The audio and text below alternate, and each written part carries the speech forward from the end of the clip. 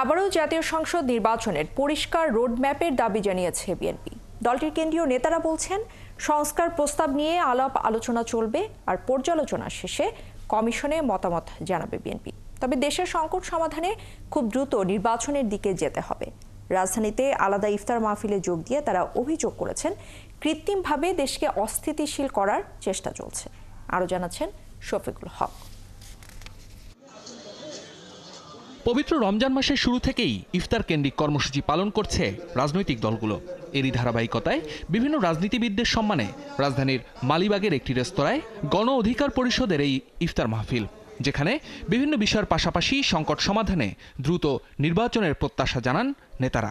গণতান্ত্রিক উত্তরণে একটা নির্বাচন এই মুহূর্তে খুবই অতীব জরুরি হয়ে পড়েছে। অনুষ্ঠানে যোগ দেন বিএনপির কেন্দ্রীয় নেতারাও। জুলাই বিপ্লবের আকাঙ্ক্ষাকে ধারণ করে দেশ গঠনে এগিয়ে যেতে সবাইকে ঐক্যবদ্ধ থাকার তাগিদ দেন তারা।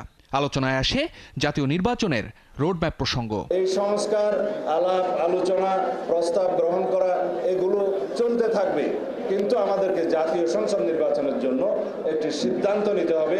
সেজন্য আমরা রোডম্যাপ চাই। শুধু একটি মাত্র বিষয় আমরা পরিষ্কার হতে চাই, তা হলো মাননীয় প্রধান উপদেষ্টা খুব শিগগিরই জনগণের চাহিদা অনুযায়ী জাতীয় সংসদ নির্বাচনের জন্য একটি পরিষ্কার রোডম্যাপ প্রদান করবেন। কৃত্রিমভাবে অসুবিধার সৃষ্টি করা হচ্ছে, চেষ্টা করা হচ্ছে। বিভিন্ন দল একে অপরের দিকে কথা বলছে, তারা ঝুঁকছে।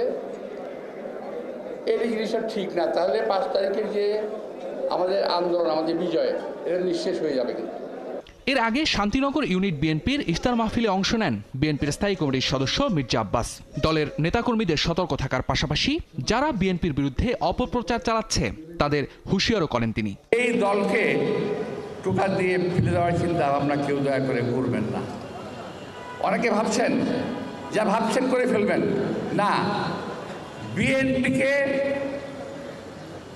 অবজ্ঞা করে, বিএনপিকে খাটো করে বাংলাদেশে কোনো রাজনৈতিক সিদ্ধান্ত জনগণের পক্ষে সিদ্ধান্তকে বাতিল করতে পারবে না। এদিকে রাজধানীর গুলশানে ইউনাইটেড আইসিটি ফোরামের মতবিনিময় ও ইফতার মাহফিলে যোগ দেন দলটির আরেক স্থায়ী কমিটির সদস্য আমির খসরু মাহমুদ চৌধুরী। প্রধান অতিথির বক্তব্যে সম্ভাবনাময় আইসিটি সেক্টরকে বিগত সরকার দুর্নীতির আখড়া বানিয়েছিল বলেও মন্তব্য করেন তিনি। বিজনেস অ্যাজ ইউজুয়াল করে বাংলাদেশের আগামী দিনের ইকোনমি বলেন, আগামী দিনের ফিউচার বলেন, we cannot cross this threshold unless we deregulate and liberalise the country fully. আর সিরিয়াস ডিরেগুলেশন দরকার এখানে, যাতে করে প্রাইভেট সেক্টর সেলফ রেগুলেট করে তাদের বডিগুলো চালাতে পারে। ইফতার বিতরণের আয়োজন ছিল মহানগর উত্তর বিএনপিরও। তেজগাঁও থানা বিএনপির এই আয়োজনে যোগ দিয়ে দলটির নেতা সাইফুল আলম নীরব দেশকে সংকট থেকে বাঁচাতে আবারও নির্বাচন অনুষ্ঠানের তাগিদ দেন। সেই সরকারকে আমরা বিতর্কিত করেছি, আজকে কি করে সেই সরকার আমলের সেই সিন্ডিকেট এখনো বাজার নিয়ন্ত্রণ করছে। শফিকুল হক, ৭১, ঢাকা।